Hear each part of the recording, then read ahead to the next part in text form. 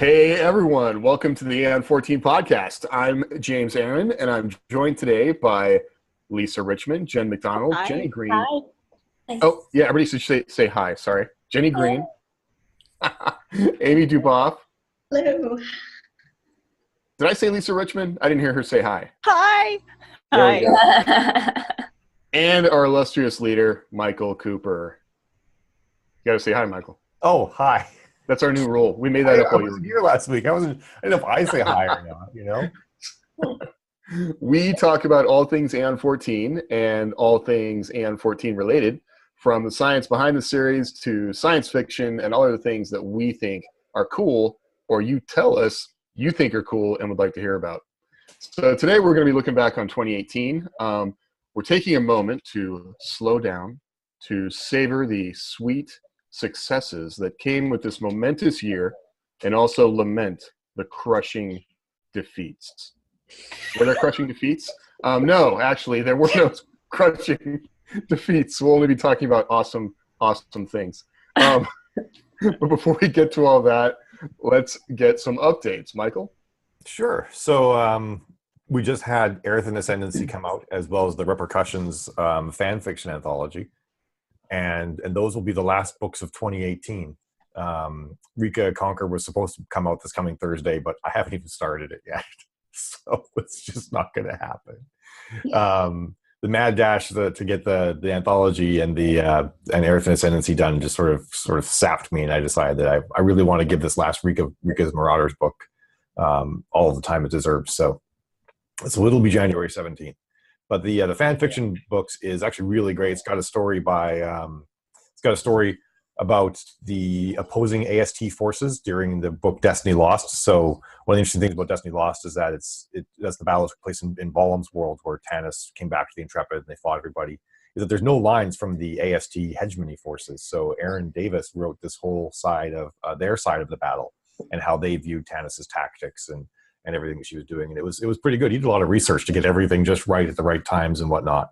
And so it's a cool story. And then there's one about an NSAI that becomes sentient out in the fringes of space, which is a pretty interesting story as well, just how that kind of evolves for that character. There's one about the cleanup process after the battle defense of Carthage called Damage Control, which is just about the search and rescue crews trying to deal with the fact that there's 100,000 derelict warships orbiting this planet, their planet now that they really don't want to have to destroy everything. And then there's Crash in Love that James did. And then there's one I did called The Southern Crown, where Tanis, Jessica, and Sarah all go on a mission together. It's supposed to be like a quick diplomatic jaunt and turns into something else. Because, I mean, why not? That's how things go. Richard Perry, who many of you readers might read, wrote a story called The Promise, which is about a ship in Orion space that is on a heist. And they find some stuff they didn't quite expect to find. And then Penelope Brown, who in the group goes by Effin' Cheese Tree. Yes, it's actually a woman, not a man. I thought for the longest time, like, there's no way that Effin' Cheese Tree is a woman, but no, totally. And so her name is Penny, and she wrote a story about Katrina, actually. Katrina having to deal with sort of a lot of the past events that brought her to where she was. Awesome. And I feel like I'm missing someone, and I feel terrible. Oh yeah, Adira's Demons, which is another mech story. Adira and her demons eventually meet up with Katrina. In fact, with Rika, and in the Rika books they already have. So that's all in there. And I still feel like I might be missing someone. Which one Black did Ice. Did you get Black Ice, Cooper? Oh, Black Ice, right. I did miss Black Ice by Henry Orion, and which is a pen name. I don't know if he wants me to reveal who he really was. But that one's about ice miners in Outer Sol, shortly after the Intrepid leaves in that time frame. And it actually that story happens right where the fall of the Sol Space Federation begins too. So it's sort of an interesting little prelude that he wrote in there. That eventually the Sol Dissolution books will take place at the same time and cover some of the same events. It was actually kind of neat because he's got like this at the end of the book. I won't give any spoilers, but you should read it. There's this fun little twist at the end that I really like that tied into things really well. And he actually tied things well into the events in Killshot with some of the resource stuff going on in Sol as well, which was neat. And then Aeon Ascendancy, of course, if anyone is reading the Orion War series, they kind of probably have an idea what's going to happen in that book just based on the title. But I think the ending of that book was quite. I know that Jen wrote more all caps things to me at the end of that book than I think she's written, and I think she cried. I was yelling. I was crying. It was not great. That is great. That's exactly the great that we're trying to elicit here. Yeah, Jen was pretty upset at me. I'm sort of trying to ask her questions about other parts of the edit work, and she's just like, "I can't talk to you right now. I'm too mad at you."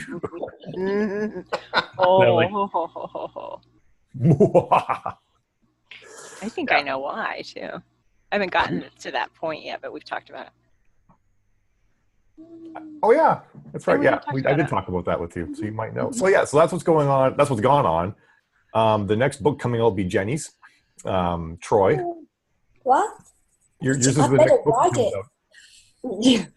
Yeah, you better write it. You keep talking to me like you're writing it.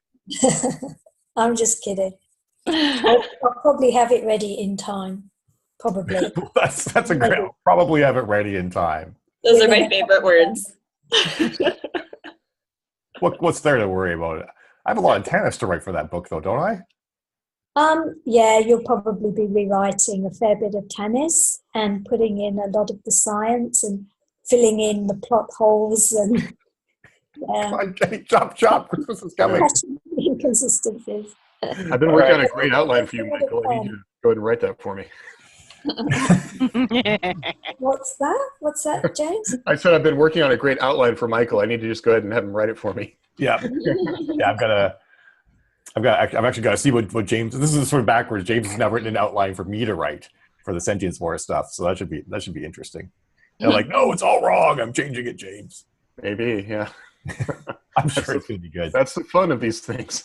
Yeah, it's true. There's a lot of back and forth and round and round.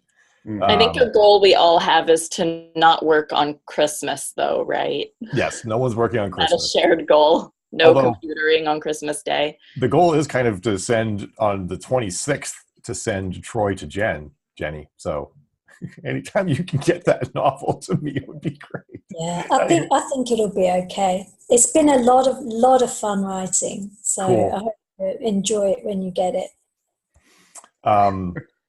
Yeah, so there's that. That's gonna be me. Christmas Eve and the day after Christmas, I'll be frantically getting that ready for Jen.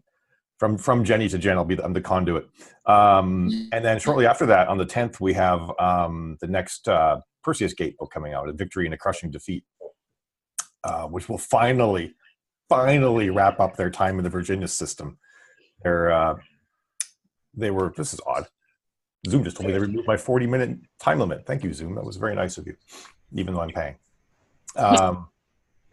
Anyway, and then Rika Conqueror will be out on the 17th of January, and then there'll be a 1 week gap because January has 5 weeks, it turns out, and then Epsilon Eridani will be out on the 31st, the very last day of January. I currently don't have any books planned for February, so we'll see what happens in February.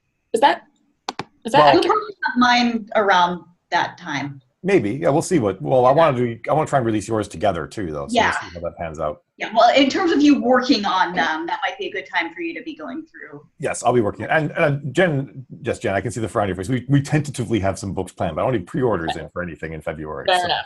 I was like, where was okay? There was conversation around that specific thing. Actually, I am committed to finally getting the Empire, the first book in the Empire series. Empress and the Ambassador, right? Yeah, that one will actually come out at some point in February. And then I can't believe it, but also then after that is the Orion Front in March, which to me, like having to write all these things, feels like it's tomorrow practically already, even though the last book just came out on Thursday. So that's what's going on right now. Yeah, I think we discussed Solar War 1 in March as well. Yeah. If that lines up, yeah. Yeah, we want to have that come out sometime in March too. The first book is Lunar Uprising. Mm-hmm. And then I'm going to get Lisa to write two series at once next year. Maybe. Yeah. We're hoping. Because I want to have her co-author the Soul Dissolution. Soul Dissolution, yeah. So that'll be fun. But Lisa's year got really busy at the end of the year, so all of her plans went up in smoke. Oh my God, yeah. Yeah. The day job. been doing important things like filming the next Hallmark snowman, which she can't tell anyone about. You know. My wife has been trying to bribe her to see guys. Like, it's not really worth losing my job over. Sorry about that. NDAs about a snowman. I know. So what? I know live in there's a at least weird one world. deal going on Etsy. You want to talk about that a little bit? Sure, It- yeah. On Etsy, I have I'll actually have one handy all of a sudden. But I have there's a special edition of OutSystem. I'm gonna grab it. It's right here in my thing. You can just see my bald noggin for just a moment here. Oh, never mind. It's buried. I put all my books away because I was trying to make my thing clean, and now I can't get the book I want. Anyway, yeah. So it's a special edition of OutSystem. It's the only way to get this copy of OutSystem is if you buy the one that comes with the CD version of the album, and also it comes with MP3s as well. It's normally $75, and it's now like $52.39 or something like that because I have it on 20% off. So you can grab that on the Etsy store. And then I'm also going to be putting up a couple other books. Actually, I'll be putting them up on the Facebook group because I want to get rid of them because they're my way. So I'm going to do some things like there's an original copy of Lissa's Dream, the way that it looked before it caught like sort of the consistent branding with the Aeon 14 at the top. So I think I have two of these. I've got the original Close Proximity cover, which is not that different than the current Close Proximity cover, but it also doesn't have the stuff. And I've got a couple of the original Destiny Lost cover, as well as the original New Canaan. What else do I have here? So I'm going to be putting all these up on the Facebook group, and so folks can grab them. Yeah, the original New Canaan cover. I've got 4 of these as well. So these are like out of print now. Ooh. So folks will be able to get their hands on those should they wish. And I think after Christmas, I'll probably do a couple other sales too, because it's sort of like that, this is where you get things for yourself because everybody else failed to get you the things you actually wanted. So I'll get that up, some stuff up for Christmas for people to grab. That's my plan. Awesome. And I think, let's see, last time we talked about the fact that we're going to be at the SpaceCon Readers Convention in June. Yeah. I'm picking up, what, Space Coast? Yeah. Yeah, Space Coast, that's right. I need to pick up my tickets in January, but if anybody's thinking of going, that's a good time to start looking at that. Yeah. Do we know if there are any launches scheduled? I mean, they probably don't. Do they even schedule out that far? I don't know if they do or not. I've been meaning to check, but I didn't.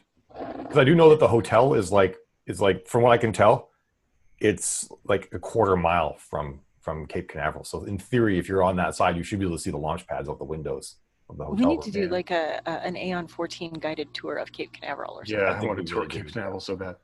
Yeah. Yeah, definitely. If we go there, we're going to have to like schedule something. So yeah, everybody who's going to go, solidify your plans as quickly as possible so we can all plan out the day that we're going to go wander around Rocket Land. Yes. Rocket Land. Any Knew that was updates from coming. Patreon or is Patreon I'm going to this week, maybe Monday and Tuesday. I'm going to get the next Angela stuff wrapped up that I've been saying we do for a while. So I'll have the next couple of Angela chapters up, and I think it's about it for Patreon right now. Although some of the folks on Patreon who've been paying $10 a month or more all got a free book, and then the gentleman who's paying $50 a month on Patreon, after one more month, he's actually going to get to give me his idea for a short story that I'll write as well. So Nice. and that's not just for him. I'll be sharing with everybody. But that's what he gets. Like you do 3 months at $50 a month on Patreon, and I'll basically write a story that you want. I mean, within reason. That's within canon and everything like that. But kind of gives you the opportunity to have something told that you might think is interesting. That's really cool. Yeah. Yeah, it's gonna be fun. I'm sitting here trying to think of ways you could mess with like canon, like have Tanis try a different kind of BLT or something. And What would be a different kind of BLT? It would still. There's so many Like different turkey? kinds of BLT. Yeah, different kinds Turkey of bacon. different bread, No turkey bacon. special tomatoes, It's not bad. Don't knock the stuff. wasabi Um, mayonnaise. There's we've got a BLT bar at Hallmark, and they put they put avocados on it. I mean, there's all sorts of stuff that you can put on top. Californicate your BLT with some There's no avocado in Aeon 14. It died. All the avocados have died. They're gone. And I think the translation for that means Michael doesn't like avocado. Actually, I love the taste of avocado, but the texture is just, no plant should have that texture. It's just completely wrong. What about guac? I love guac. It's somehow it's Okay. okay if it's guacamole, Okay. but when it's just Okay. straight up avocado, I'm just like, I feel like I'm eating like rotten meat. It's just terrible. Or vat grown. Yeah, something vat grown. Yeah, like this is something that should never grew in nature. We just figured out how to grow this in a petri dish or something like that. That's what avocado is. And the big seed is just to fool you. It's just a rock. I just ruined them for Jen by the expression on her face. She's just like, No, I'm hearing noises in my house that make me wonder what my dog is doing. okay, I'm gonna go look. okay. Sorry. He's eating an avocado. Yeah, actually, someone actually asked me just the other day. They're like, so why is it that there's so many meat eaters in Aeon 14 still? And I said, here's my reasoning. I believe that the people who are willing to use all of the resources at their disposal to win are the ones that are going to win, and the people that aren't willing to do that are going to lose. So the meat eaters basically win, and all the vegetarians and all those folks stay back on Earth. And unfortunately, the Jovians killed them. I'm sorry, vegetarians. Dang, that's harsh. Yeah, vegetarians need to get into space, whatever it takes. Otherwise, it's only going to be meat eaters out there. Come on, let's go. This The is like vegetarians to redeem the survive avocado. because they maximize resources. this is like the most politically incorrect thing I'm probably going to I say. know. No, it's probably not actually.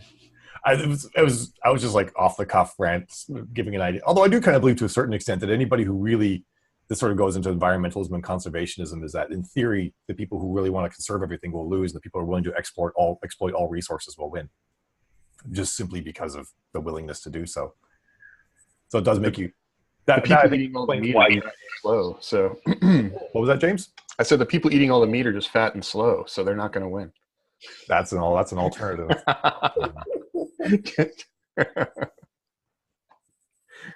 Okay, so Oh what my other gosh. things do we have from around the Moving right along. I'm saying that as a meat eater.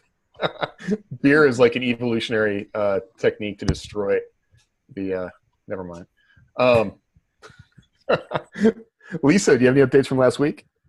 From last week, I'm just furiously working on Epsilon Eridani, which I tempted to start calling Little River or Fifth River because that's a hell of a lot easier to say than Epsilon Eridani every single time. And that's what it literally means, depending upon Didn't we which discover that it's translation. Eridani or something like that, though? Jen needs to come back and tell us. Jen, What? Epsilon. Aridni, I looked it up. That's what I thought, yeah. But in my What did I brain's been say? Eridani. I'm not happy about it. I know. Why is that A there? Well, I don't know. I think I'm But just isn't going to rename the system. isn't it a Latin word, though? It's Greek, I think, isn't it? Eridanos. I It's think from it is. Eridanos, and it means river. Adonis, yeah, I think that's. Yeah, That because means river. The Greeks would have pronounced that A. I could just call it Tigris, the Tigris system. No. Yeah, so to keep it from sounding like we just fell off a cliff, we're still trying to figure out how to name the system and what to call it and stuff so people don't have to. I mean, I'm writing Epsilon Eridani a lot, and it's like, that's 7 syllables. You know, names are great, though, because names don't belong to us. They belong to the people that live there, right? So I think it's perfectly Right. reasonable to think that it could be something different in the Be future. renamed. Or Absolutely. Yeah. Actually, I think you might want to think about that. Be like, it's called. Yeah. They show up and they're like, "We're Epsilon Eridani." Like, no one calls it that. Yeah. That's Yeah. a stupid name. Where are you Yeah. from? Yeah. You don't Yeah. belong here. I actually had that conversation with fan fiction writers. Is that the cat? Did the cat That's just go the for your- cat. That's great. For folks that couldn't see, Lisa's laptop just took a dive. Yeah, it's one of the fans was talking about how about using current star catalog systems names for systems, and I'm like, well, actually, that star system, for example, has 7 different names in different catalogs. So, at one, why did we pick this one?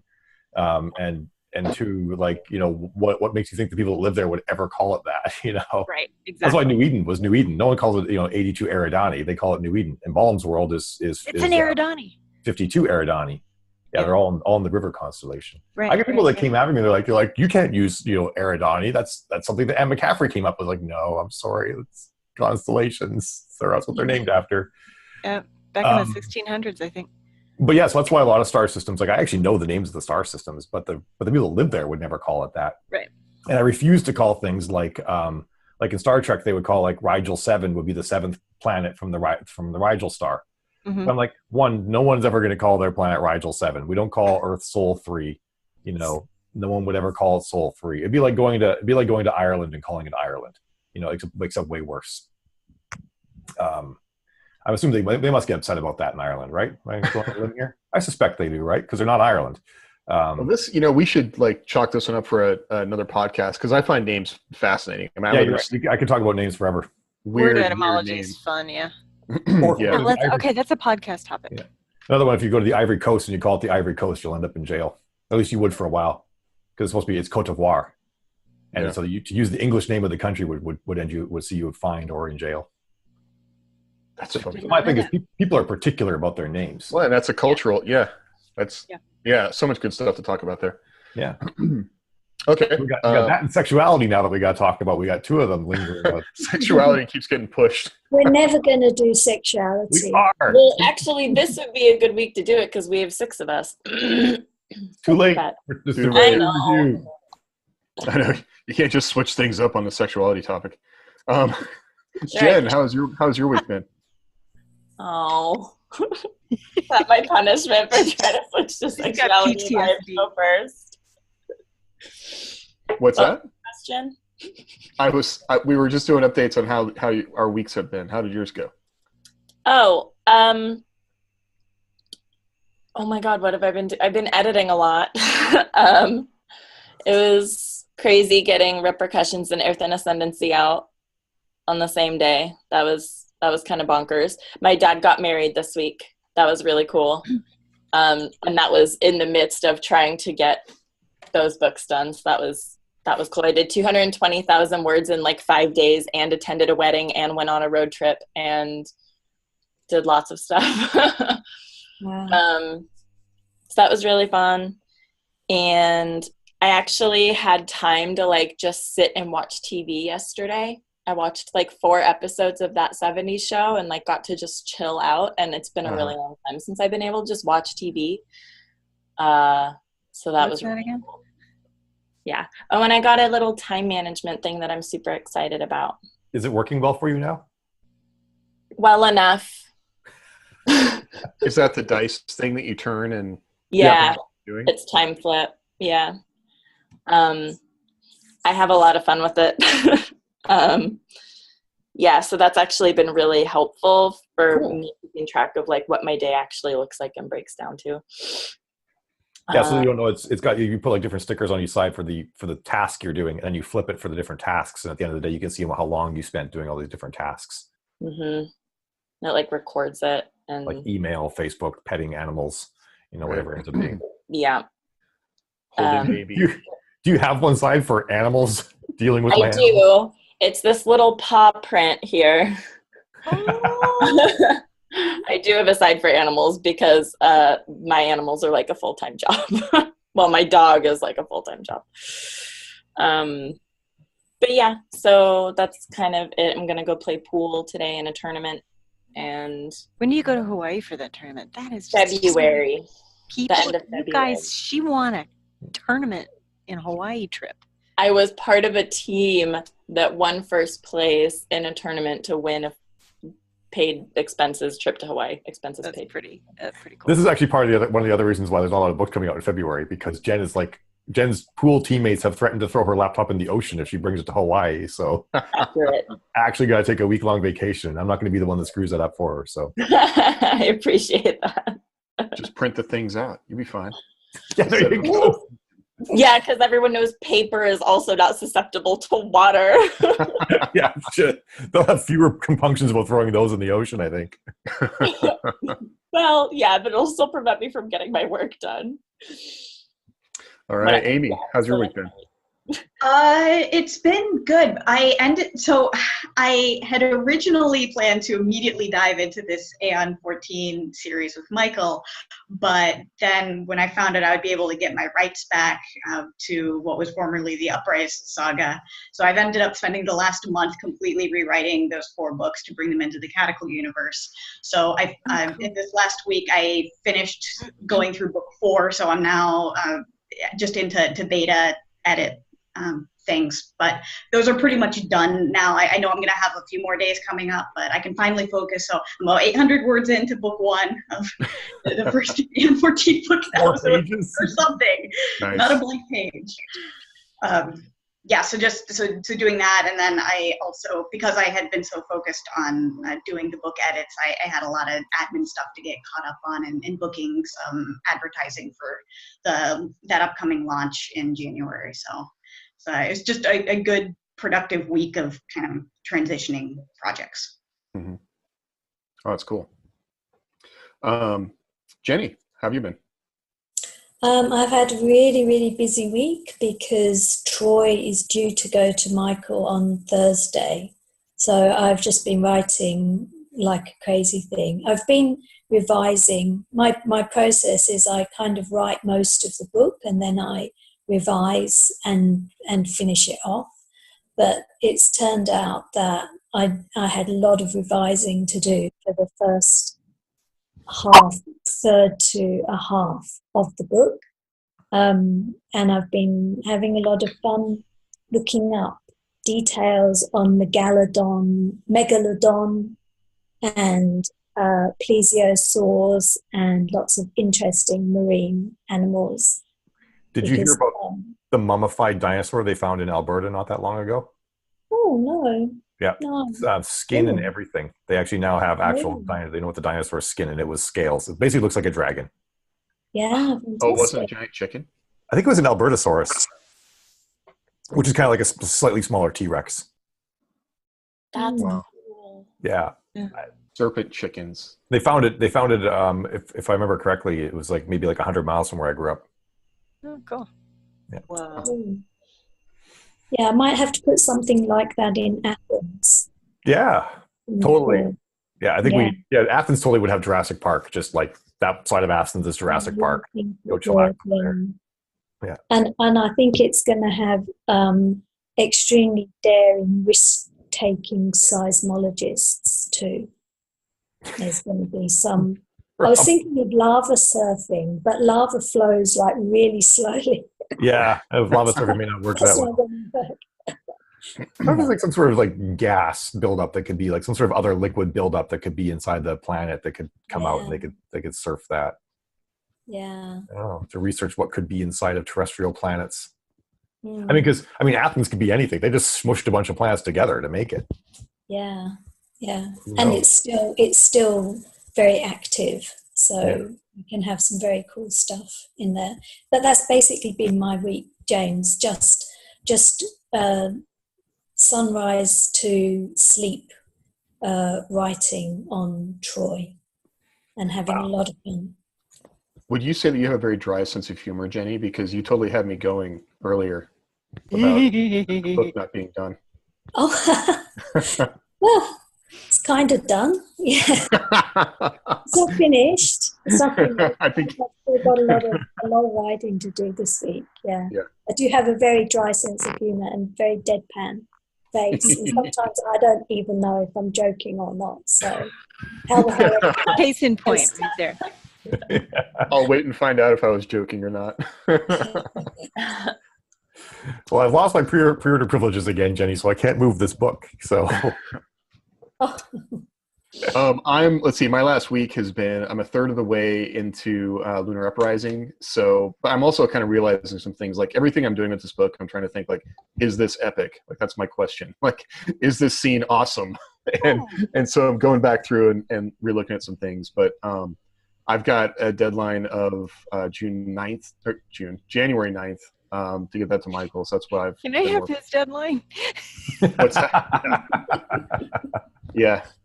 So that's been. I mean, the biggest thing I'm trying to figure out right now is like just writing with baby, and so finding times to write and like how to make that. I'm actually even looking at for next year. I might have a lead in on an office space I could go rent, so like I can maybe bug out a little bit early from work and go have 2 hours a day at a separate place to write. So that's something I'm kind of looking at. So between baby and animals and stuff, it's getting hard to write at home. But I'm excited about this book. It's really, I think it's going to be fun. I think it's going to be a good kickoff to a new series. So I'm excited about that. Cool. Yep. Okay. So the conversation that we were talking about, which we almost got into a little bit, is looking back fondly on 2018. And I'm kind of amazed 2018 is already almost over. But Michael, you've had a little time to think, and when I say 2018, maybe you could start by kind of fitting 2018 into your overall, you know, how Plan long for you've world been domination. well, plan for world domination. How long you've been writing full time now? Because I think folks don't realize you're only what a year and a half into this project you kind of set in front of yourself. And this time a year ago, you only had I think what 6 books, maybe more than that, a year and a half More ago. than that. Yeah. So so it's 2 years in January. January 1st, 2016 was when I went full time. Although I was full time writing and doing a little bit of software development probably until about March. But yeah, my 5th novel came out on April 1st in 2016. Wait, no, April 1st, 2017. So at that point I had 5. And I think I got like another 10 or 12 out by the end of the year. And then this last year, I just looked it up, and not counting any omnibus editions or anything like that, there were 39 Aeon 14 books that came out in 2018. So a lot. And of course, Lisa did not have a book out at all at the beginning of this past year. James only had 2, I think. Yeah. No, we were at 1, I think. No, we were at 2. You're right. Yeah, 2. we were 2. Because Lissa's run had just come out. And then Lissa's Flight came out in January, I think, actually. Mm-hmm. And then Jenny, of course, didn't have any books either. So, I mean, it's and Amy still doesn't have any books. 2019 will be my year. Yeah, there you go. Be the year of Amy. And of course, didn't have her book out, and Zen's books hadn't been out yet or anything like that. So it was basically, and the only co-authors that had published at that point at the beginning of this year were Jill and James, and everything else came after that. So it's been quite the explosion. And considering that there are what 55 Aeon 14 books now, like actual titles, the vast majority of them came out in 2018. It was quite the explosion of books that occurred. I remember too, like when I first went full time, I was talking to Jill and like, Jill, I think I could write 4, maybe 5 books a year was what my plan was. And it didn't go that way at all, And I learned some interesting things. I learned some good things and bad things. In August, somehow I wrote 4 novels while also going to Universal for a week. I think I wrote something like 200 and I wrote almost 300,000 words in August. And that was with a week. I thought, wow, if I actually didn't take that week to go to Universal, I could have written over 400,000 words, which is basically the length of the entire Lord of the Rings trilogy. And I realized that I thought that I could do this over and over again. I discovered I can't do that over and over again. It doesn't work that well. Although I have done it twice more since then. But yeah, so my plan for 2019 is not to release 4 books a month, except for January, which is going to release 4 books a month. So I'm not getting my resolution off to a good start here. But I want to take a little more time with each book than I have been. Not because I think the quality has been bad. I think actually I've been kind of amazed with how sitting down just day in, day out, I can actually write some really great stories. I think because I'm completely living within the story at that point. Like it's just me in the story, and that's it. There's no world around me. I have no wife. I have no daughter, but I kind of need to have a wife and a daughter. So I've got to adjust that. But which means the co-author's just going to have to write more books. It's just all it comes down to. Come on, chop chop. No, but I suspect that despite my best intentions, 2019 is probably going to see almost as many books as 2018 did. But it's also been kind of neat because some things have wrapped up. Like I wrote and wrapped up the Katrina series. Although who knows, that might come back at a certain point. Because she was hanging out for 500 years. There's pretty much Katrina can do just about anything in that time. And then January is going to see the Rika's Marauder series wrap up, and then of course the next Rika series will start. So that'll be fun. We're going to have the Soul Dissolution books are going to come out next year that I've been wanting to do. When I finished writing Outsystem, the very next thing I started doing was writing the Soul Dissolution books. And so they've been waiting for me to finish them. And parts of them ended up showing up in Destiny Rising, the extended edition of Outsystem. But yeah, I've been wanting to write that story for quite a while, so I'm stoked to finally get to it. And then I think that Althea's Raiders, which is a story about another pirate story. I think that one's going to have to wait a little bit, unfortunately. But we'll see what the year entails. And there's still that FGT series I want to write with James and Lisa. That I think is going to be really cool. because that series is going to start from like 3 different viewpoints. It's going to start from like some of James's characters, and this from all the Sentience Wars. It's going to start with some of Lisa's characters, and it's going to start with like Phineas and Jeffrey, and it's going to have all of them eventually come together at this one point at a place called Beta Hydri, which is one of the systems that the FGT settled for a while and actually stayed in for almost 1,000 years. So it was actually kind of like an FGT star system where they started sending all of their ships out from there, not from Sol, because Sol was bullshit and they were tired of politics. So they're just like, we're just going to do all this shit ourselves. And so it's going to be sort of like, it's going to be like a birth of the Transcend kind of storyline that I'm super stoked about. So I guess that's more looking forward than looking back. Well, looking at 2018, obviously you accomplished more than you expected to do. What do you think was pushing you through the year to do that? The biggest part of it was that one of the things that drives a lot of the time frames for how the books come out is Amazon's 90-day pre-order limit.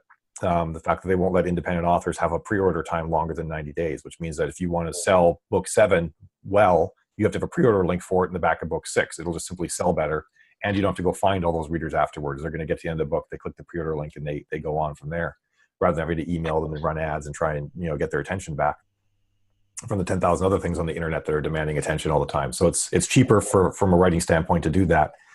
So I knew the schedule for all the Orion War books. They're marching along in this 90-day pre-order period. And the one time I didn't do a pre-order, which was after Orion Rising, I saw a pretty precipitous drop in readership. I lost a lot of readers by not having a pre-order for Scipio Alliance up after Orion Rising. So I've decided I wasn't going to do that again. In the meantime, I've discovered that it's not as I can mitigate it better than I could back then, not having a pre-order. But what that meant is that all of the other stories had to march along as well. Otherwise, some of them would just fall too far behind.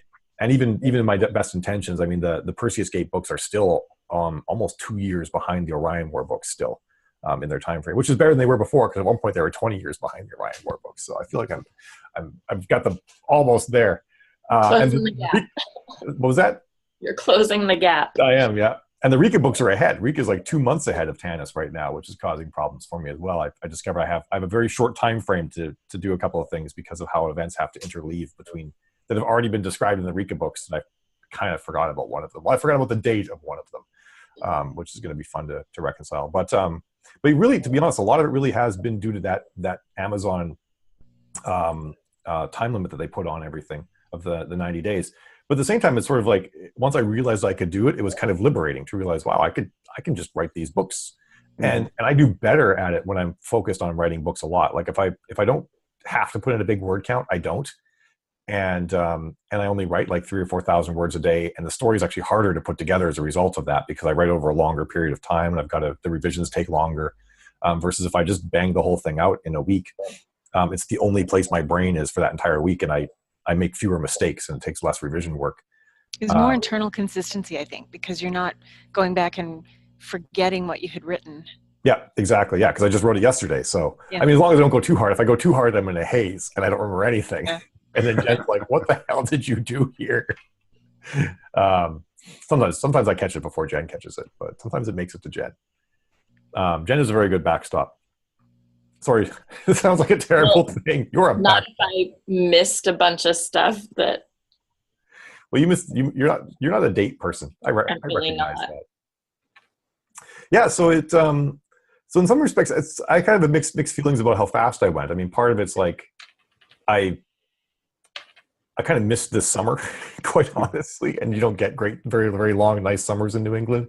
So I missed a lot of the summer, and I regret that. But at the same time, I'm kind of impressed that I got done what I got done.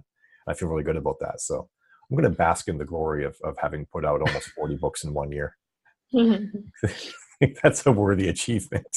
Well, it sounds like you're really thinking about it, and like, how can I be sustainable about this? And it's not a thing of like burning yourself out over 2 years, and then, because you hear about that, like a lot of writers, jump into this system and then burn themselves out, and 3 years later you never hear about them again. And yeah, I think that's definitely something you're thinking about and don't want to do. Well, I'm the kind of person where I finish what I start. I'm not the kind of person that's gonna get something halfway and then just lollygag on it for a couple of years. I'm gonna finish the story, especially because I know the ending and I think it's really epic, and I can't wait to tell that part. So I just have to get there already. And you're talking about the big ending, the big ending in 2030. Well, that one less. So I'm more focused right now on the one in 2020. Okay. Because we're gonna have the Orion War will end, but I don't try to give away too many spoilers. But when the Orion War ends, that's really just the human side of the war that ends. The inner stars conflicts are all end in the book called Return to Soul. But then there's another series after that, and that series is going to be dealing with the other conflicts that are going on right now, and that one will end in 2020, and that's actually going to be the end of Tannis's first major character arc that we'll see there, which sort of seems like a crazy thing to say because at that point we're probably going to be about 120 to 150 books into Aeon 14, and we're finally going to finish the first part of the story. So Epic. Epically epic epicness. Yeah, it's pretty awesome. I mean, and now that I'm sort of committed to doing this thing, I have to do it too, right? Like I can't just like back down. I've got to tell the story the way I want to tell it. True. Well, you're making it real, and you've involved other people in your madness too. So I have, yeah, sucked all you guys in. It's that much more likely that it's going to happen. Did you have any goals for yourself? I guess you've kind of mentioned that you exceeded the goals that you had going into 2018. So. What do you think that you learned out of this last year? What did I learn? I mean, I guess, like I said, I learned I can write a lot if I really put my mind to it. But I also learned that may not be the best thing for me. Well, I guess I learned I can't sustain it as long as I thought I could. Was part of it. I can't do it month in, month out. And I've learned that I actually don't want to sacrifice some of the more creative aspects of I guess that's kind of a weird thing to say because the writing's creative too. But I really like doing all of the art and working on things like the card game and working on because I have another card game I want to do. And if I just write like a crazy person, I can't do any of that stuff. And I really enjoy doing that stuff as well. So that's one of the other reasons why I want to slow down a little bit. And I want to finally get the wiki done. I've been working on getting that thing put together too. So I've got all this other ancillary stuff that I think really rounds out the universe a lot more that I want to get done. And if I'm just writing like 16 hours a day every single day, that just will never happen. So. And then I'll accidentally make more mistakes that only Timothy Van Oosterhoek-Bruden catches. He's the date monger. Yes, thank God for the date monger. Yeah. All right, Amy, how has your 2018 been? I really wish I could say that it was the year that I had set out to have for myself. I've only done about half as many books as I intended. I ended up having a really disruptive personal life around the springtime, and that set me back a lot. So I had a big international move that happened. So it's been a lot of exciting stuff, but not writing the way that I wanted to be. So I did complete the Dark Stars trilogy, which was something I'd been wanting to write for a really long time. So I'm excited that I did finally get that out. And I'm really looking forward to 2019. To be honest, this has just kind of been a year that I wish I could erase in a lot of ways or do over. I'm happy to be in a good place now and looking forward to what's coming. Mm-hmm. Awesome. Jenny, how has yours been? Well, when we said that we were talking about this on this podcast, I actually totted up what books I had published this year. And I was totally gobsmacked to see that I have published 8 books this year. So as well as Carthage and Tyr, and I've kind of nearly finished Troy, but it's not going to be published till 2019. I published 3 books in my Space Colony 1 trilogy, and I published 2 books in my Starmage saga. That's going to be a trilogy too, so that the 3rd book will come out next year. And 2 of those books were published in the first half of the year. So that means that 6 of them have been published since July, which is just totally astounding. And I've written a Christmas story too. I have a series that's sort of similar to Doctor Who. Mm-hmm. And because Doctor Who always does a Christmas special, I always write a Christmas story for this series and put it in an anthology. So Is over this your time, space adventurer? I forget her name. Is it Carrie? Or sorry, is that your space adventure, like the Unlikely Space Adventure series? I yeah, forget yeah, what yeah. it's called. It's the Carrie Hatchett. That's what The it's called. Carrie Hatchett. Carrie Hatchett space adventurer, who is sort of like a human Doctor Who, but she doesn't. She's a lot more fallible than Doctor Who. She gets there in the end, but she's quite. She has a few flaws. So so as well as those 8 books, I also wrote. Oh, I haven't finished it yet, but I will have written my story by the end of the year. So I actually don't even know how I did that. So is this a big change for you then? I mean, this has been your biggest year yet?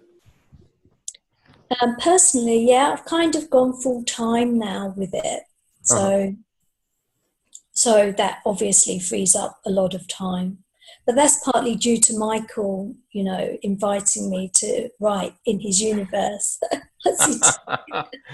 For folks who can't see, Michael is making the cracking the whip. Yeah. But that's partly enabled me to go full time. So I'm really grateful for that. And but I think I probably need to pause a little bit. I think I'll probably have to take a week or 2 off. I mean, it kind of becomes addictive. It's like you find you think if you're not writing, you're thinking to yourself, I should be writing now, Really do, every waking moment. Yeah. Or you wake up in the middle of the night and there's ideas buzzing around your brain, and you're thinking, I've got to write this down. Yes. I've got to turn the light on and write this down because I might not remember in the morning, like some way of finishing or closing a loop, or it pops into you and you just can't sleep because the story is all slotting into place in your mind as I suppose in that semi-conscious state, your creative mind breaks through. Your mind is kind of filing everything that has happened throughout the day. It's filing it, it's organizing it. And this never happens to me. Oh, really? No, I sleep like the dead every single night, mainly because I stay up until I pass out every single night. So I'm sure that there's probably some sort of medical condition for how sleep deprived I probably really am, but I kind of like it. I lay my head in the pillow and I instantly fall asleep. So your REM sleep cycles are probably during the day while you're writing. Right. That's a funny thing to call it an addiction. I haven't written in 5 days right now. I'm actually jonesing to get some words on the page. Like I'm starting to feel anxious. Like I need to get words on the page. It's been 5 days since I've done it. So yeah. But I hear there's some Tana stuff that needs to be written for one of those books. What? Oh yeah, there's Tana stuff. I've got to write the Angela story. I've got to write some Tana stuff for Jenny. I have to actually write Rika. Rika Conqueror is going to take a while, so I need to get on that. And then somewhere I've got to write Jessica's story. Yeah, I've got a couple things to do. I've got to write basically Lord of the Rings between now and the middle of January. You can do it. Jen, this has been a big year for you, right? Yeah. It's been a really transformational, is that a word? Transformative? Something. Been a lot of transformation happening this year, both in my business and in my personal life. So it's been a year. I didn't start the year editing full time, and my business has grown to such that I am now editing full time. And with that has come the realization that I am not as good at time management as I thought I was. Really good at multitasking, not good at time management. And Jenny, you were talking about how like anytime you're not writing, you're thinking like, I should be writing. It's the same with me for editing. Anytime I'm not editing, I'm like, I should be editing right now. I have this project to do and this project to do and this project to do. And so with trying to manage my time better, I have like spreadsheets to help me keep everything organized. And what that has turned into is a giant to-do list that I think about all of the time. So my goal going into 2019 is to fill up that to-do list less so that I can actually, take a day off a week maybe sleep more than 2 or 3 hours a night. These are all things that need to happen. But I've done a lot of really cool things. I've met a lot of amazing people. I've done a lot of new things for myself, like attending conferences and pushing myself outside of my comfort zone.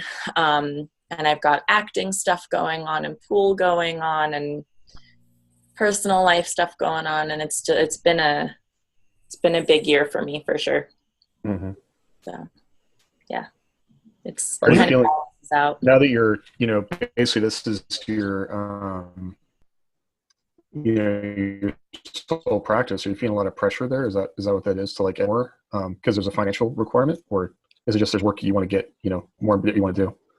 There's definitely financial requirement with the shifting in my personal life. I've got a lot more financial responsibility that I have to keep up with.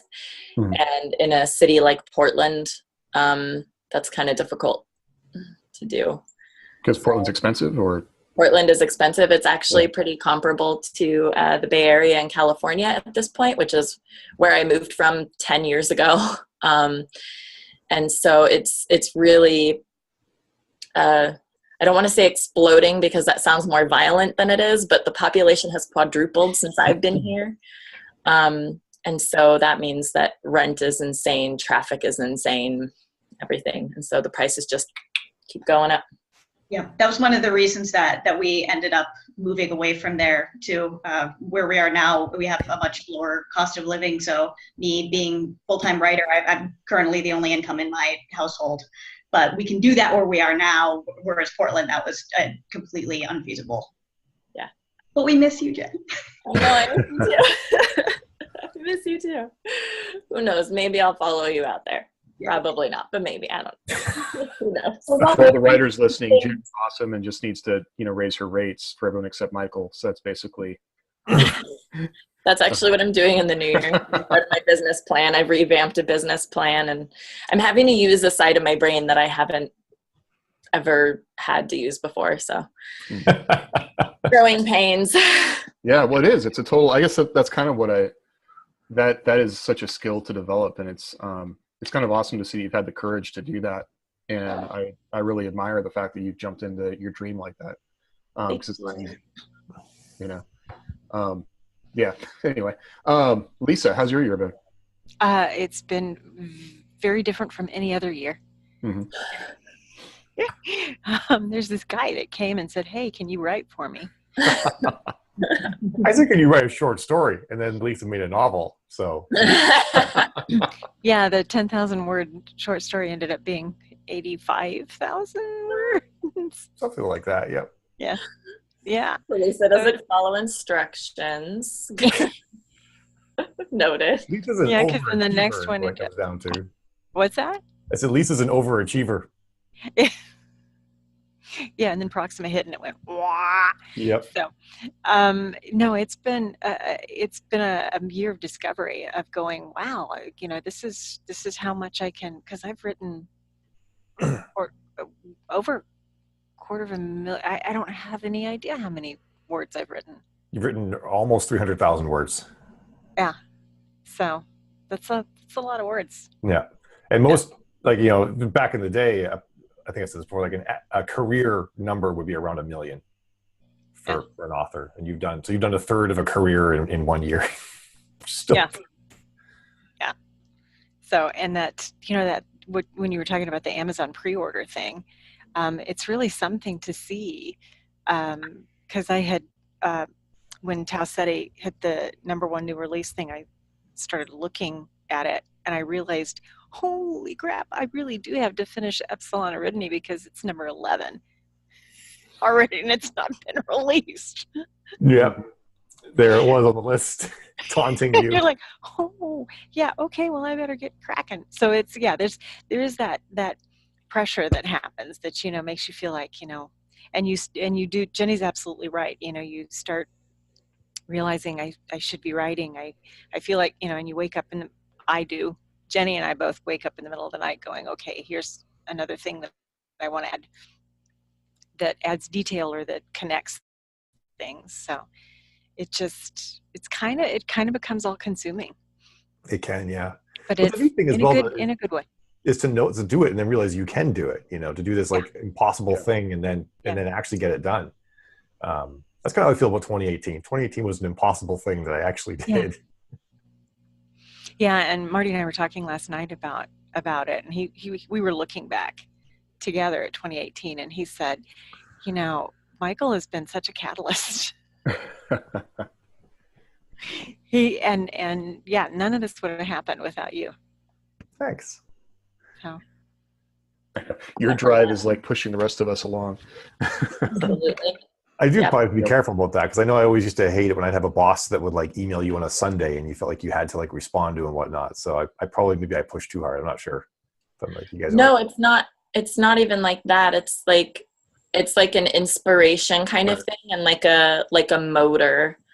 Like you're not cracking the whip. You are like pushing the whole apparatus along. It kind of feeds it's almost like a self-perpetuating thing. It cascades because it feeds into what we do, and I think it's because we're probably all so very similar. I think you attract driven people. Yeah. See, we're crack-driven people. Is that what you're saying? I feed crack to driven people. Craft. like this is how we write so many books. There's a lot of cocaine. You just toss right over you. It would explain a lot. This box is going to appear at your door. Don't worry about it. Just open it up. I do think there's a lot of coffee involved, though. A lot of coffee involved. Yeah. Or green tea over here and dark chocolate. Yes, over here. green tea, and dark chocolate. Mm-hmm. Chai and tequila and dark chocolate. I have a guy I work with he drinks 4 shots of espresso for breakfast and 2 for lunch, and then I'm like, Joel, how do you he goes, well, I've got the stuff during the day and then I get the bourbon at night to bring me down. And I'm like, whoa, your body doesn't necessarily want that. No, that would not be conducive to writing. Yeah, all. That's true. My thing is at a certain point, if you just have too much caffeine, your adrenal gland doesn't function properly anymore. So that's kind of where I am, I think, where if I don't have the caffeine, I just simply will collapse for about a month. So I get headaches now, which is the thing that I actually need to wean myself off caffeine, I think, because it doesn't really do much for me. I enjoy drinking coffee. I like the taste of it, but it doesn't wire me up at all. So I like the ritual of it. For me, that's what it is. It's the break, because otherwise, like, what do I do all day? I sit in a chair. So like the getting up for coffee, maybe chatting with my wife for a little bit. That's a break in my day that lets me sort of reset and refocus afterward and whatnot.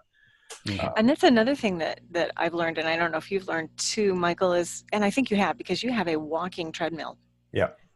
I think you told me once that you'll write for like 50 minutes and then like the last 10 minutes of the hour you'll get up and move around. Yeah. Almost every hour I do that. Yeah. And so it's stuff like that kind of, as you grow as a writer, you start learning to do to kind of make the work-life balance happen, or just make the life happen. Yeah. Yeah. James, did you do your review? I've not, and I was thinking like 2018 for me. So I guess Michael was right. We had 2 books going into 2018, and I wrote 5 books this year. I think we added it up, and it was more than 500,000 words, somewhere in there. Yeah, James writes obnoxiously long books. No, I was kidding. I know. I don't think of them as obnoxiously long words. I know. And I had a really demanding year at work too. And then also I have a boss that just comes up with like, let's just do this thing and you can make that happen. And, I'm going through that right now. But it's been a very demanding year. My daughter was born in May, which, turned things upside down.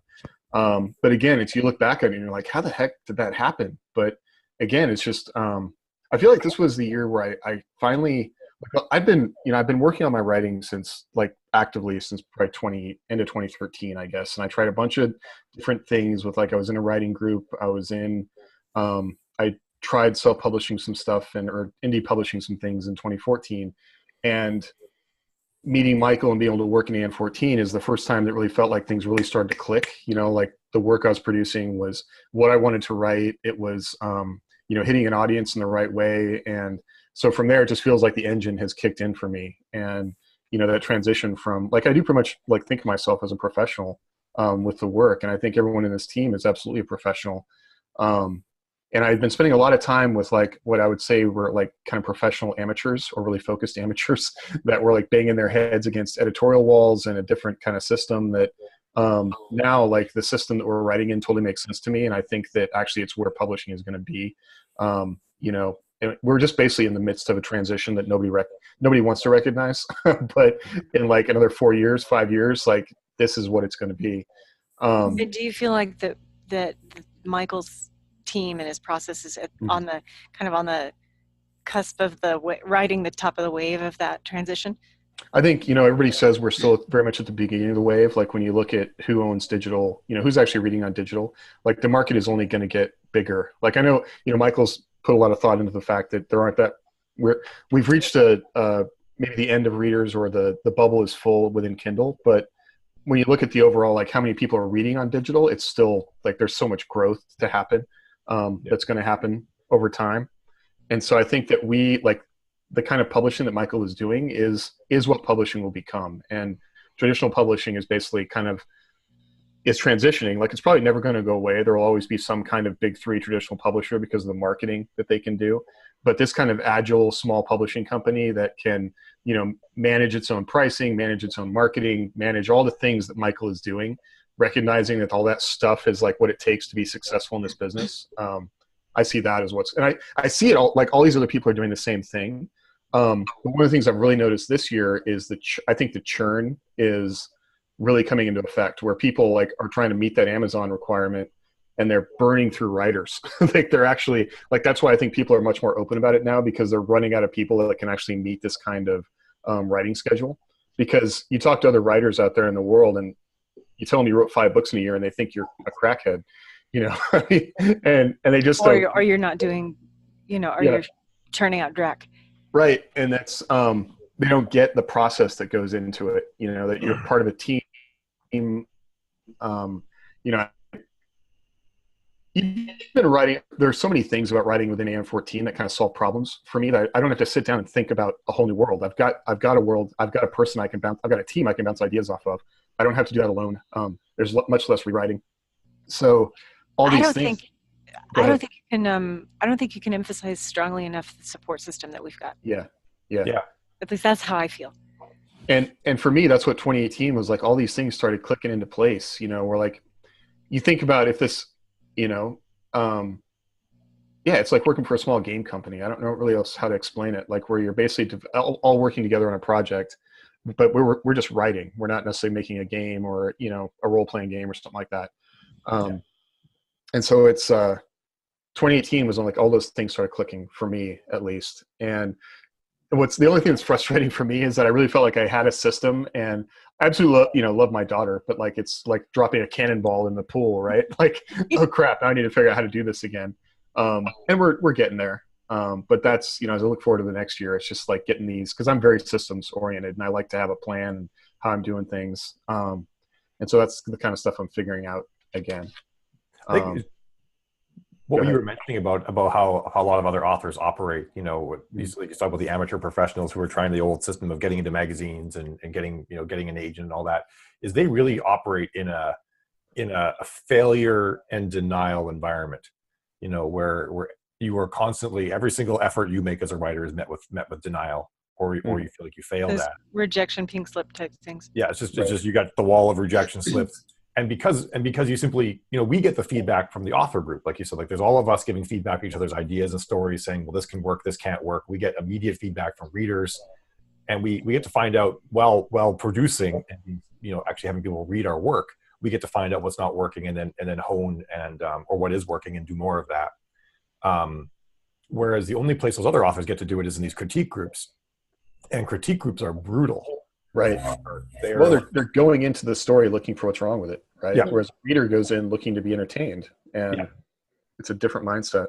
Yeah, and then the big thing is that you get, what's really important is to know what's working. I mean, you want to know what's utterly bad, but most of the things that are kind of in a story, the reader they're not breaking the story for the reader. They're looking for the good things. So you just give them more of the good things, and if you make some small little mistakes, which everybody will, it won't bother them as much.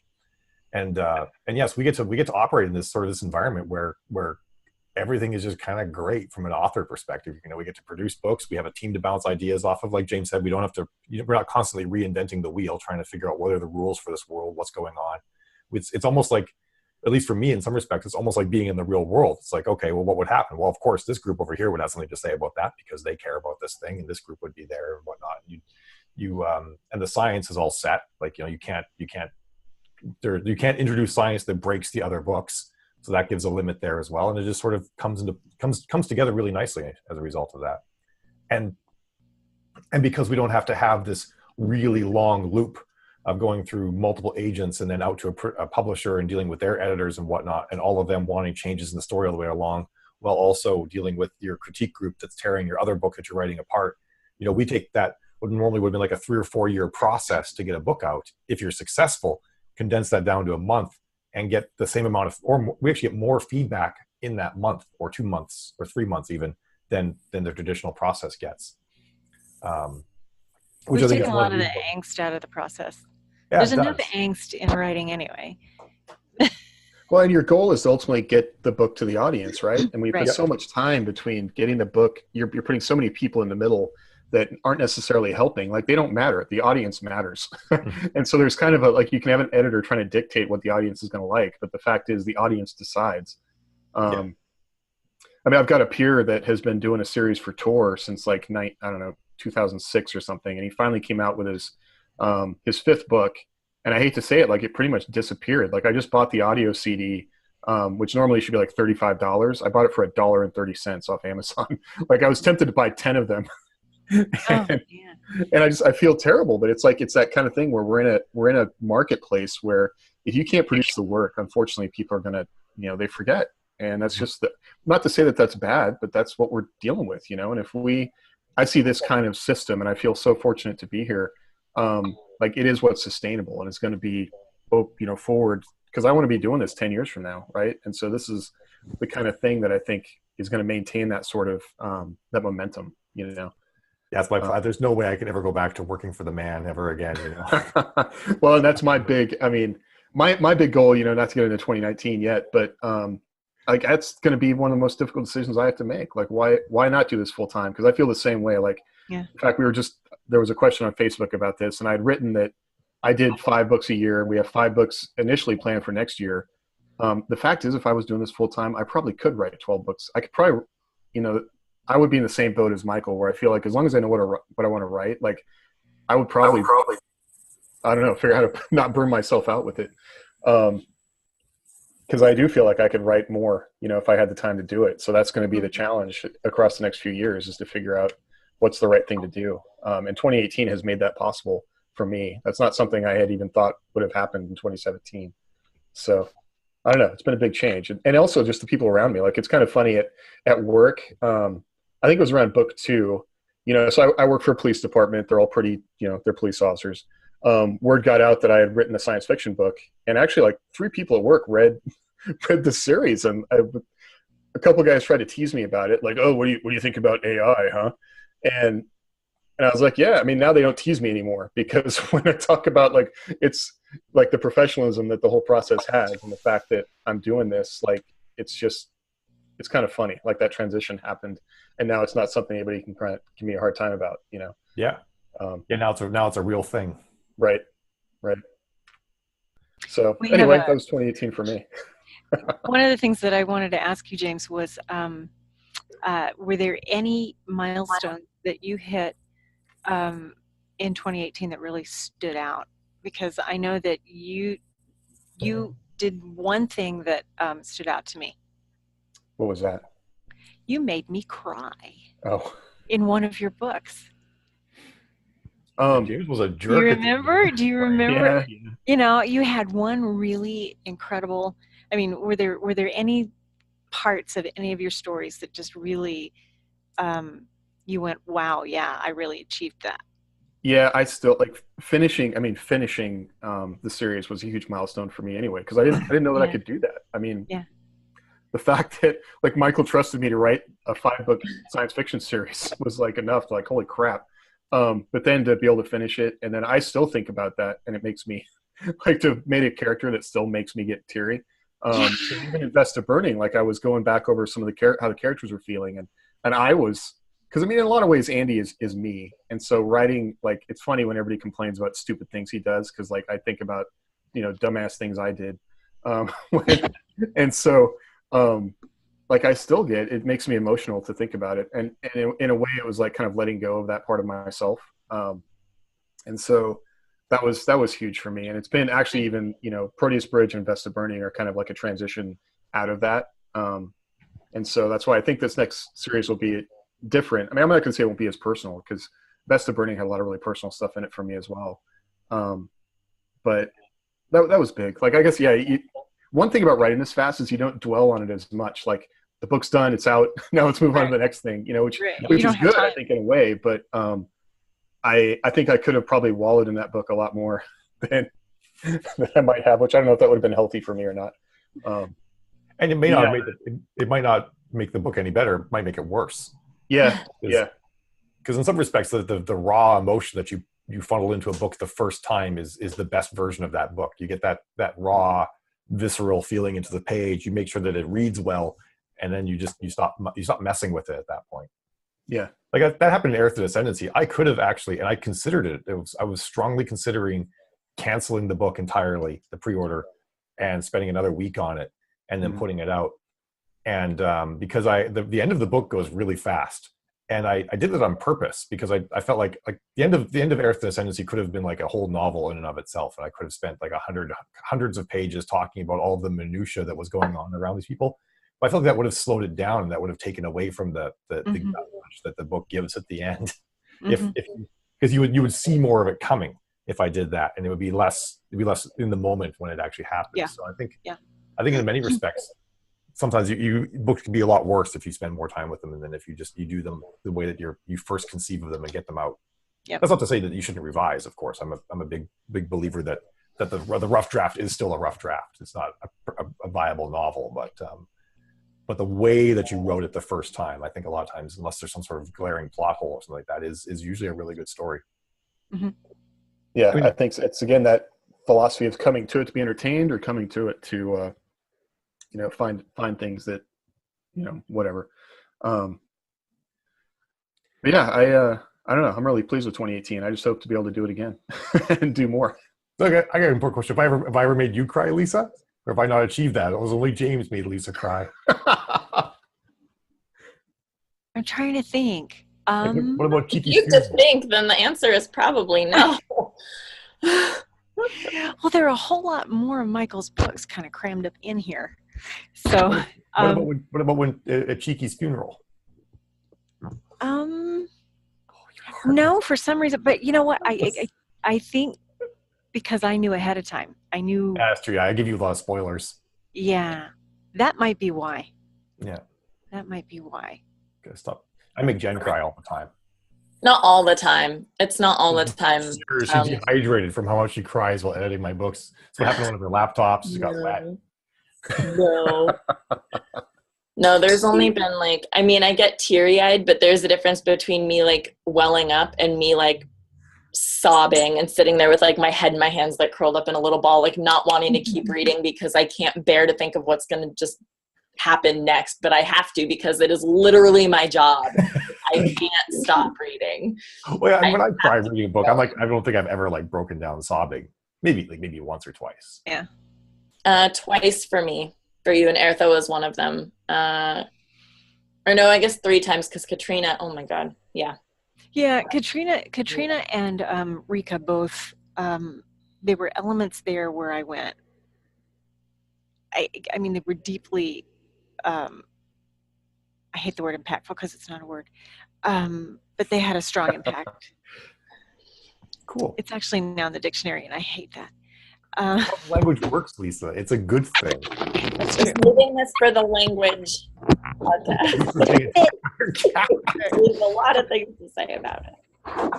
The end of Ertha also I'm not going to give any spoilers because I don't do that, but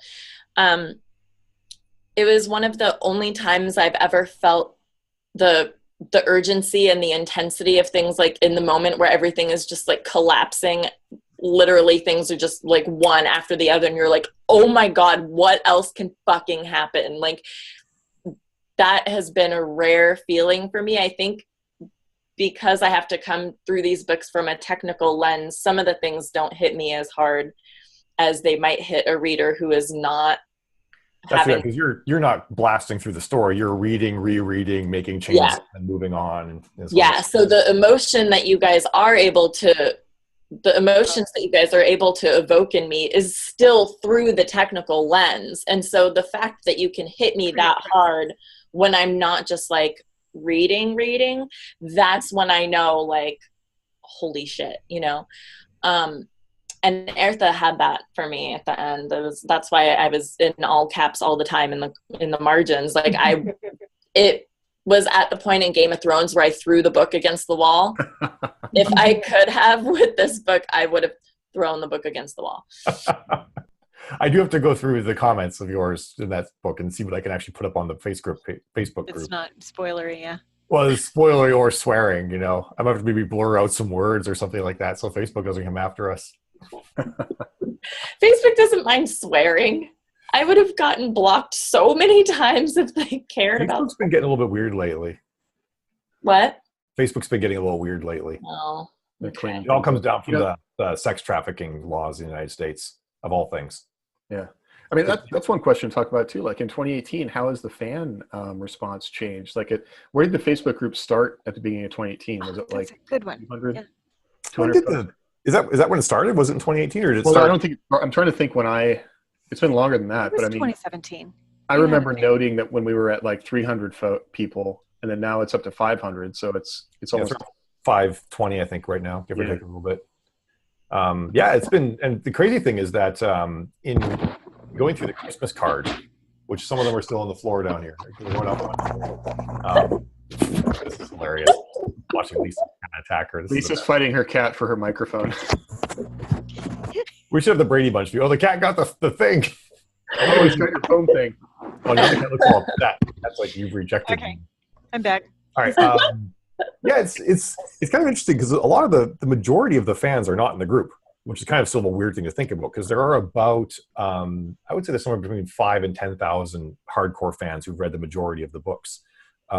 And there's only 500 people in the Facebook group. So it actually is a relatively small 10%. Sampling of the hardcore group. And in the Christmas cards, I think easily half the people that ask for Christmas cards aren't in the fan group. Oh, really? Wow. Yeah.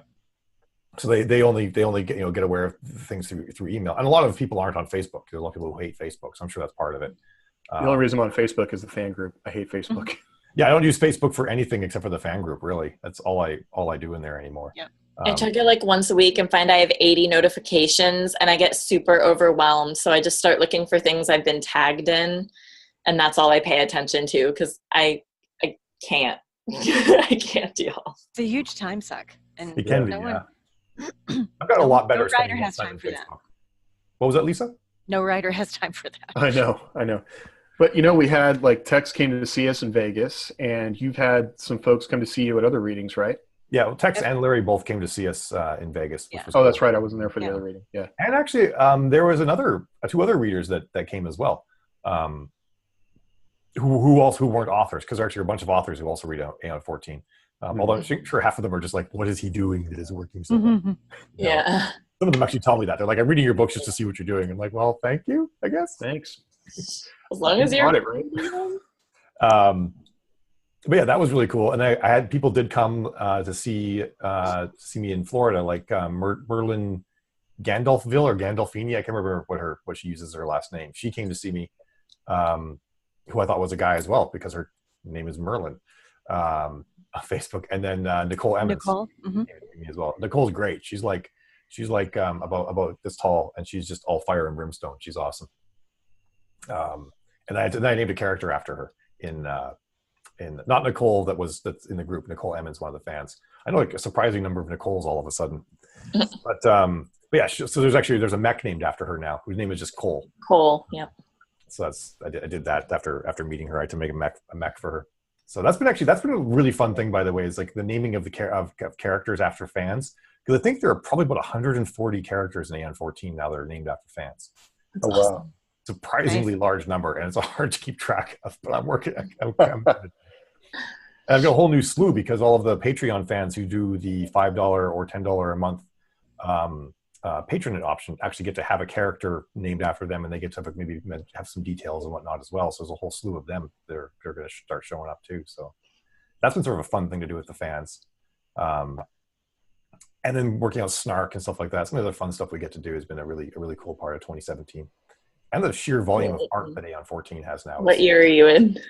2018, sorry. This is the time of year where I just completely lose track of what year Everything blurs. You know, one of the things I've done with Facebook actually is the only notifications I get, or at least in my feed, are from a couple different pages that just share classic science fiction art. And I've been thinking a lot about like Andrew's place in the art of science fiction and like what that's going to, like when we look back on Aeon 14, like what an impact as we see the ripples of his style kind of ripple out through the rest of the genre. I'm really curious how that's going to, how many other science fiction books authors does he do? He does a lot of the stuff for Michael Anderle. Yeah. He did my Mindspace covers. Those are absolutely wonderful. In terms of the 4th version of covers for that general story, and we finally got it right. Those legends do look good. He did a bunch of covers for Izzy Shows, who's a big urban fantasy author. He does quite a few of covers, actually. He's probably doing like maybe as many as like 6 to 10 covers a month sometimes. Which if you think about for me growing up, like Michael Whelan was like the big I love Michael Whelan artist. And Andrew probably has more covers out than Michael Whelan does at this point, or on par, I would say, which is pretty cool actually. Think about that. I do claim like a little bit of credit for like the change in covers in science fiction for indies. So back when I first started doing, getting nice covers and whatnot, this was back in 2014. All indie science fiction was spaceships, right? And the reason was that spaceships are easier to do. You get a space background, you get a planet, you get some stock image of a ship, you slap it on there, and boom, you've got a science fiction cover. Getting back then, there weren't a lot of cover artists who were really good at cutting out stock photos, at least that were affordable for indie authors, cutting out stock photos and producing a cover with a character on it. Although it was far more common in other genres where you had to have a character like urban fantasy and whatnot. And so I got this cover artist named Raven, who only did urban fantasy and fantasy covers. And she did the first Outsystem cover that was professionally done and put a character on it because that's what she did, And at that point, it was like one of the only indie covers with a character on it, at least that I knew about. There probably were others, obviously, but until then, it was really only Trad Pub Sci-Fi had characters on it. And the funny thing is, for Trad Pub, characters were the norm as well. So I attribute that might have actually been part of what gave me a boost at the beginning, was because there weren't anyone else who was doing that. And now if you look at most science fiction covers, I would say that the vast majority now have characters on them for indie authors versus non-character covers. Mm-hmm. And what I love about Andrew's covers is, he does his own photography, and that you can tell. Yeah. I can tell that,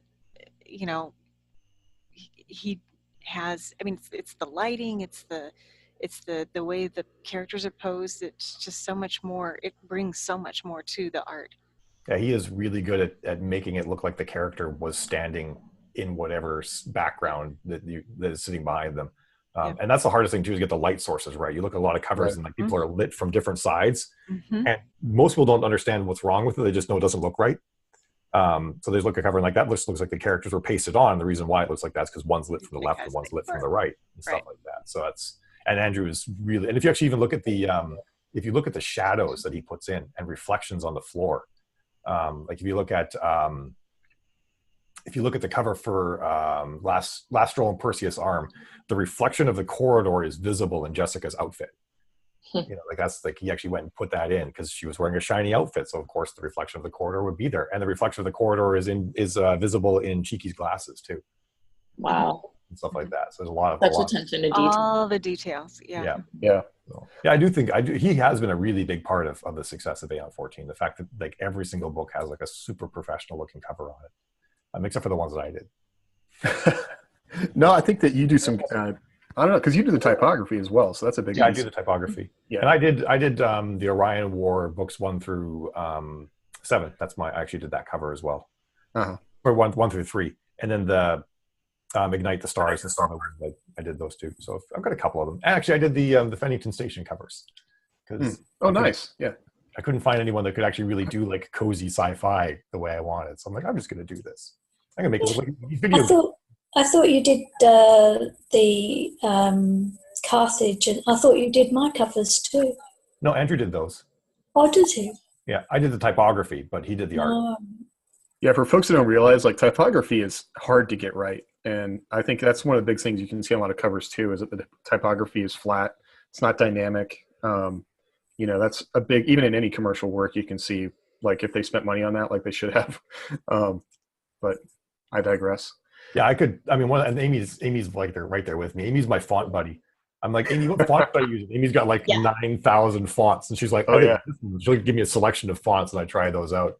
So actually, I'll normally give them like, here are 5 I think would be good, and then we'll half of the fonts that appear on Aeon 14 books came from Amy. She's the one that actually like gave me like those selections and whatnot to look through and whatnot. So she gets a lot of credit for that too. But and back in the day, if you had too many fonts and tried to open up Photoshop or InDesign, it would just chug and die. So you'd have to go back and, you know, prune all your fonts. I remember that. Yeah. Yeah. But yeah, you can spend forever playing around with fonts on books, and that's one of the things that I've learned too is that, and this was actually a mistake I made in the first Carthage book, is that, or the first book with Jenny, is that Carthage is a really long word, and then Tyr and Troy are only 4 words long. So I actually had to redo the typography after Tyr came out, because I'm just like, there's no way I could make this other font look good, stretching it to you know, properly fill the cover with only four letters in it. So there's stuff like that happens too. So that's one of the things that I've learned a lot more now over time is I actually I lay out the typography for all the different books in a series, what I think the titles are going to be in advance, so that I don't have to redo them halfway through. So you got Epsilon Eridani and Yeah. Soul. I know, I was just thinking that. Like, But again, you know, if folks are wondering like how we're able to maintain this production schedule, it's things like this. It's little things where you've got templates and you've got a process and you're thinking about this stuff, you know, which helps maintain get the timeline out, because all these things are coming together to help streamline, you know, all of it. And I feel like everybody has a different piece of the puzzle, like really solidly figured out. And so when you're looking for a specific thing, you reach out and the person who has the thing can provide the resources that they have. And so that's, again, the value of our team is that, you know, we've got a lot of pieces already in place. You know, when I was doing some of the research for Sentience Wars, there's a book called Superintelligence by Nick Bostrom, and he basically kind of walks through all the different kinds of, you know, superintelligence that are out there, and everybody thinks of AI as being all there is, or now we're getting into AI human centaurs, things like that. But he also talks a lot about human gestalts and humans basically working together in groups, and how that is a multiplier for intelligence. And so that's kind of what Michael has been building here. It's his Aeon 14 gestalt of like multiple perspectives on a problem. I absolutely agree with that. I absolutely agree. We should probably wrap up too before Jenny falls asleep, because it's almost 1 o'clock. I know. Jenny's nodding off. But I was thinking about one thing. What's a character thing that happened in 2018 that you did not expect to have happen? With either, you know, for Amy and Jenny, Angel books, Prime. or something that you wrote or something that you read. It's like what's something that you just did not expect to see come. Tangel. You didn't expect to see Tangel? Mm-mm. But I foreshadowed it so much. Yeah, but knowing it's coming and actually like seeing it happen in the midst of other things going on, because that's not where my focus was. And then, oh shit, this is happening. Okay. So I also look for different things in books that other people might not. So again, that technical lens kind of gets in the way of other people were surprised by it too. You're not alone. So yeah, you know, I was just curious. Anyone else? Prime for me. Yeah. I don't think anybody saw Prime coming. That was an interesting experience too, because, you know, if we had unlimited time, we might have actually turned Proxima Centauri into 2 separate books. Yeah. But, you know, the neat thing is, like, this story, like any story, this story was a function of the time it had to be written in, and you know, the surround. There's always needs surrounding art. You know, art is never created completely in a vacuum. So I always find it kind of cool like that Prime came to be who he was and then was defeated all in one book because time dictated that he had to be. Right. And then I think the story was also great because it doesn't mean you can't write a great story while also having these other constraints. So, of course, Prime isn't exactly God. Anybody read the thing at the very end of that book? Yeah, no spoilers. I think the thing I would say is Crash the Gray Parrot. I did not expect him to show up. I'd read a story by Ted Chiang that was like a real short thing that was about gray parrots and had like kind of that idea of the parrot still loving the person who's mean to it. And so I've always kind of had that idea in my mind. And the Pew Pew anthology, when I was like really struggling to write something goofy, I was like, I want to get a parrot in there. We should have a parrot that's uplifted. And it all grew from there. So in fact, the whole thing, Crash in Love, like I wouldn't have written if people didn't like Crash. So all of that has come about and I didn't expect it to. Anyone else? Most of the things that I can think of are all spoilers that I can't say, but I do have a misbehaving octopus in Troy. So nice. There we go. Octopuses. Them octopuses. You can't trust them. You really can't. They're tricksy things. My biggest surprise was definitely being able to completely rewrite a series and bring it into another universe. That's something I would have never thought I'd have the opportunity to go back and revisit a story and make so many substantial changes to it. And it was a very interesting exercise to see what was a function of the universe versus what was the actual characters themselves, and just being able to reimagine something like that was a very cool experience. Mm-hmm. Yeah, it's neat that you've managed to pull that off in a pretty quick amount of time too for 4 books. Yeah. But I think it's great because people really like your canonical books. So I think it's awesome you're able to fold this into it. Yeah, I'm really excited about it. I was able to slip in a character cameo of one of the significant characters into book 4. So hopefully that ties everything together well. I think one of the other things that really surprised me is how receptive everybody was to Mr. Fizzlepop. Yeah. I really expected Mr. Fizzlepop. Every time I think I've completely jumped the shark, except for in one case when I did jump the shark and people called me out on it. But every other case, I always think like, this is like totally jumping the shark and everyone's going to hate it. But like, everyone loves Mr. Fizzlepop. Like, to the point now where Jill's like, maybe I should just write Mr. Fizzlepop adventures. Like, no one actually cares about Kylie and what's actually going on with her. Like, what's the cat going to do? But I guess it goes to the point, James, you know, we're writing for escapism. You know, we're writing to tell an entertaining story. So if the cat is up to crazy antics, you know, and you know, buys a servitor to get its tuna, you know, this is a great part of the story. Many great shows have been spinoffs from other shows people forgot. That's true. Sure. Okay, well, Mr. Fizzlepop coming your way. I know, more Mr. Fizzlepop in 2019. We'll get Jill on the show to talk about her goals for 2019. We should do that. I know. She ran All right, off today. Thanks for listening with us.